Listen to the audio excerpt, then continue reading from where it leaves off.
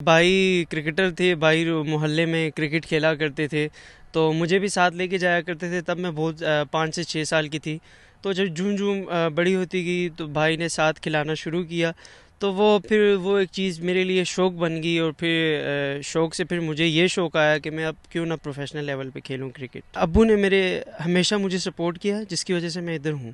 جب تھوڑی سی بڑی ہوئی تو پھر ظاہر سی بات ہے، لوگوں نے کرٹیسائز کرنا شروع کیا کہ یہ کافی بڑی ہو گئی ہے، یہ کیوں لڑکوں کے ساتھ کھیل رہی ہے. کہ جب لوگ مجھ پہ کرٹیسائز کرتے تھے، مختلف قسم کی باتیں، شاؤٹنگ، تو مجھے اس چیز سے بوسٹ اپ ملتا تھا. اور اس وجہ سے میں زیادہ محنت کرتی تھی کہ نہیں، لوگ جتنا مجھے پیچھے کھینچ رہے ہیں، میں نے اتنے آگے جانا ہے.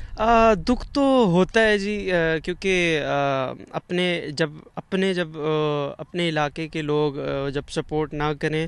لیکن خیر، میں ایبٹ آباد میں کرکٹ کھیلتی ہوں. اب آہستہ آہستہ لوگ اپنی بیٹیوں کو بھی نکال رہے ہیں، سپورٹ کر رہے ہیں. ثنا میر ہیں جن کو میں اپنا رول ماڈل کہتی ہوں اور سمجھتی ہوں، کیونکہ وہ کرکٹر بہت اچھی ہیں، لیکن اس سے بھی اچھی ایک اچھی خواتین ہیں، بہت زیادہ.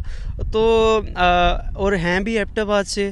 انہوں نے جتنا وومنس کرکٹ کو پروموٹ کیا ہے، جتنی وومنس کرکٹ، آپ یہ سمجھے کہ پاکستان وومن کرکٹ کو ثنا میر کی وجہ سے بھی پہچانا جاتا ہے.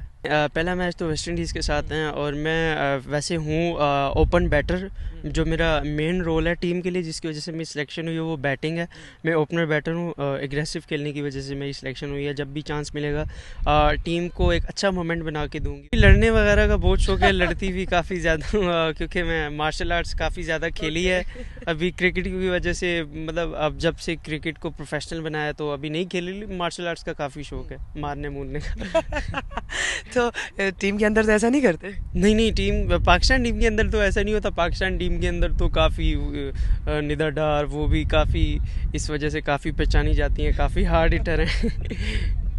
تو بس پھر بیٹ تک ہی مار رکھنا. ہاں، ادھر تو بیٹ تک مار ہے، ادھر صرف بیٹ تک مار رہے گی. Thank you Ayesha. Thank you so much.